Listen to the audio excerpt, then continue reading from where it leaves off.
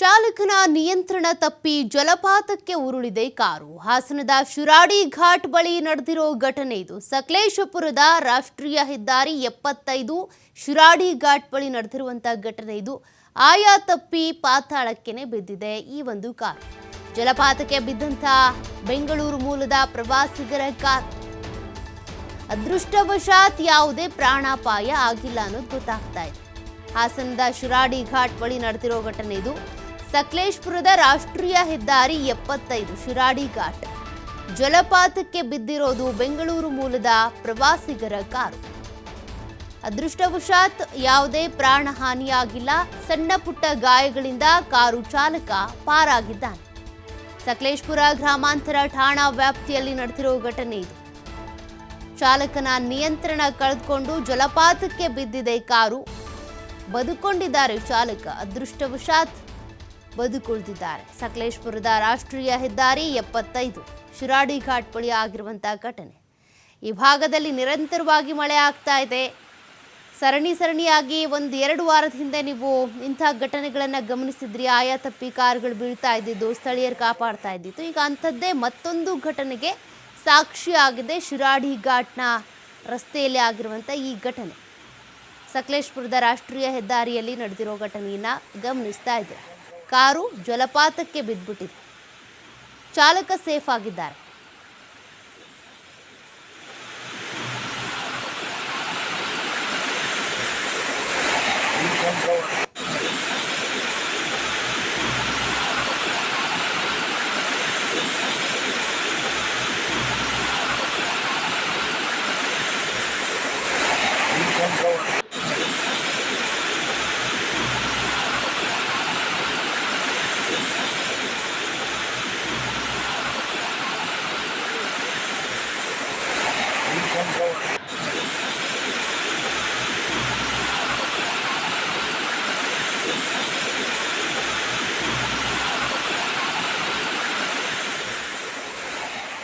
ಸಕಲೇಶಪುರ ಭಾಗದಲ್ಲಿ ಇಂಥ ಘಟನೆಗಳನ್ನ ನೀವು ಗಮನಿಸಿದ್ರಿ. 2 ವಾರಗಳ ಹಿಂದೆ ನಿರಂತರವಾಗಿ ಮಳೆ ಆಗ್ತಾ ಇದ್ದರಿಂದ ಅಲ್ಲಿ ಒಂದಷ್ಟು ಇಂಥದ್ದೇ ಘಟನೆಗಳಾಗ್ತಾ ಇದ್ವು. ಕಾರುಗಳು 2-3 ಘಟನೆಗಳು ಆಗಿದ್ದನ್ನು ನೀವು ಗಮನಿಸಿದ್ರಿ. ಕಾರು ಹೋಗಿ ಈ ರೀತಿಯಾಗಿ ರಸ್ತೆ ಪಕ್ಕದಲ್ಲಿ ಜಲಪಾತದಲ್ಲಿ ಬಿದ್ದಿದ್ದೇನೆ. ಈಗ ಮತ್ತೊಂದು ಅಂಥದ್ದೇ ಘಟನೆ ನಡೆದಿದೆ. ಕಾರ್ ಚಾಲಕ ಸೇಫ್ ಆಗಿದ್ದಾರೆ ಅನ್ನೋದು ಕೂಡ ಗೊತ್ತಾಗ್ತಾ ಇದೆ. ಚಾಲಕನ ನಿಯಂತ್ರಣ ತಪ್ಪಿ ಜಲಪಾತಕ್ಕೆ ಬಿದ್ದಿರೋದು. ಸದ್ಯ ಈ ಸಂದರ್ಭದಲ್ಲಿ ಯಾರೂ ಸ್ಥಳೀಯರು ಇಲ್ಲ ಅನಿಸುತ್ತೆ. ಹಿಂದಿನ ಸಂದರ್ಭದಲ್ಲಿ ಅಥವಾ ಹಿಂದೆ ನಡೆದಂಥ ಘಟನೆಗಳು ಆದಾಗ ನೀವು ಗಮನಿಸಿದ್ರಿ, ಪಾಪ ಅನೇಕ ಸ್ಥಳೀಯರು ಬಂದು ಕಾಪಾಡಿದ್ರು. ಅವ್ರನ್ನ ಕಾರನ್ನು ಎಳೆಯೋದಕ್ಕೆ ಎತ್ತೋದಕ್ಕೆಲ್ಲ ಪ್ರಯತ್ನ ಪಟ್ಟಿದ್ರು. ಈ ಘಟನೆ ನಡೆದಾಗ ಅಲ್ಲಿ ಯಾರೂ ಇರಲಿಲ್ಲ ಅನಿಸುತ್ತೆ. ಬಟ್ ಹಾಗಿದ್ರೂ ಅದೃಷ್ಟ ಚೆನ್ನಾಗಿತ್ತು ಅನಿಸುತ್ತೆ ಕಾರು ಚಾಲಕನದ್ದು. ಬಚಾವಾಗಿದ್ದಾರೆ. ಸಕಲೇಶಪುರದ ರಾಷ್ಟ್ರೀಯ ಹೆದ್ದಾರಿ 75ರಲ್ಲಿ ನಡೆದಿರುವಂಥ ಘಟನೆ ಇದು. ಮಳೆ ಬಂದ ಸಂದರ್ಭದಲ್ಲಿ ಎಷ್ಟೇ ನಿಧಾನವಾಗಿ ಜಾಗರೂಕತೆಯಿಂದ ವೆಹಿಕಲ್ಸ್ ಚಾಲನೆ ಮಾಡಿದರೂ ಕೂಡ ಕಷ್ಟನೇ. ಹಂಗಿದ್ದೂ ಕೂಡ ನೋಡಿ ಇಂಥ ಒಂದು ಘಟನೆ ನಡೆದಿದೆ. ಕಾರು ಬಿದ್ದಿದೆ ಅಲ್ಲಿ ಜಲಪಾತಕ್ಕೆ. ಕಾರು ಚಾಲಕ ಸೇಫ್ ಆಗಿದ್ದಾರೆ ಅನ್ನೋದು ಗೊತ್ತಾಗ್ತಾ ಇದೆ. ಸಕಲೇಶಪುರ ಭಾಗದಲ್ಲಿ ಮಳೆ ಮುಂದುವರೆದಿದೆ. ಅವಾಂತರಗಳು ಕೂಡ ಆಗ್ತಾ ಇವೆ. ಮತ್ತಷ್ಟು ಡೀಟೇಲ್ಸ್ ಕೊಡ್ತಾರೆ ಪ್ರತಿನಿಧಿ ಪ್ರಕಾಶ್. ಈ ಹಿಂದೆ ಕೂಡ 2-3 ಘಟನೆಗಳು 1-2 ವಾರದ ಹಿಂದೆ ಇಂಥದ್ದೇ ಘಟನೆಗಳಾಗಿದ್ವು.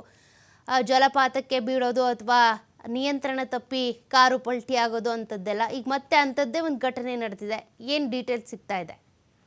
ಹಾಸನ ಜಿಲ್ಲೆ ಸಕಲೇಶಪುರ ತಾಲೂಕಿನ ರಾಷ್ಟ್ರೀಯ ಹೆದ್ದಾರಿ 75 ಶಿರಾಡಿ ಘಾಟ್ ಬಳಿ ಗೆ ನಡೆದಿರುವಂತದ್ದು. ಅಂದ್ರೆ ನಿನ್ನೆ ಬೆಂಗಳೂರಿನಿಂದ ಮಂಗಳೂರಿಗೆ ಹೋಗ್ತಾ ಇದ್ದಂತಹ ಸಂದರ್ಭದಲ್ಲಿ ಚಾಲಕನ ನಿಯಂತ್ರಣ ತಪ್ಪಿ ಅಲ್ಲೇ ಪಕ್ಕದಲ್ಲಿ ಇದ್ದಂತಹ ಫಾಲ್ಸ್ಗೆ ಕಾರು ಉರುಳಿದೆ ಅನ್ನುವ ಮಾಹಿತಿ ಸಿಕ್ಕಿರುವಂತದ್ದು. ಕಾರ್ನಲ್ಲಿದ್ದಂತಹ 3 ಜನರಿಗೆ ಸಣ್ಣ ಪುಟ್ಟ ಗಾಯಗಳಾಗಿದೆ. ಅದೃಷ್ಟವಶಾತ್ ಯಾವುದೇ ಪ್ರಾಣಾಪಾಯ ಆಗಿಲ್ಲ ಅನ್ನೋದು ಸದ್ಯಕ್ಕೆ ಮಾಹಿತಿ ಇರುವಂತದ್ದು. ಮಲೆನಾಡು ಭಾಗದಲ್ಲಿ ಮಳೆಯ ಕಾರಣ ಸಾಕಷ್ಟು ಹಳ್ಳಕೊಳ್ಳಗಳು ಈಗಾಗಲೇ ತುಂಬಿ ಹರಿತಾ ಇದೆ. ಜೊತೆಗೆ ಆ ಶಿರಾಡಿ ರಸ್ತೆ 75 ಏನಿದೆ ಆ ದೃಶ್ಯಾವಳಿಗಳಲ್ಲಿ ಸಂಪೂರ್ಣವಾಗಿ ನೋಡ್ಬೋದು.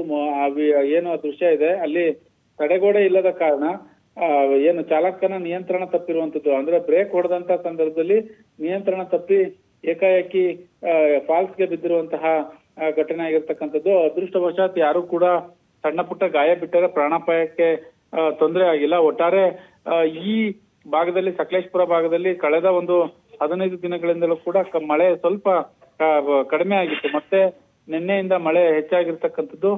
ಒಟ್ಟಾರೆ ಈಗ ಆ ಕಾರನ್ನು ಮೇಲೆತ್ತುವಂತಹ ಕೆಲಸಕ್ಕೆ ಮುಂದಾಗಿರ್ತಕ್ಕಂಥದ್ದು. ಬೆಂಗಳೂರಿನಿಂದ ಮಂಗಳೂರಿಗೆ ಹೋಗ್ತಿದ್ದಾಗ ಈ ಘಟನೆ ನಡೆದಿರುವಂತದ್ದು. ಸೌಖ್ಯ. ಥ್ಯಾಂಕ್ ಯು ಪ್ರಕಾಶ್ ಮಾಹಿತಿಗೆ.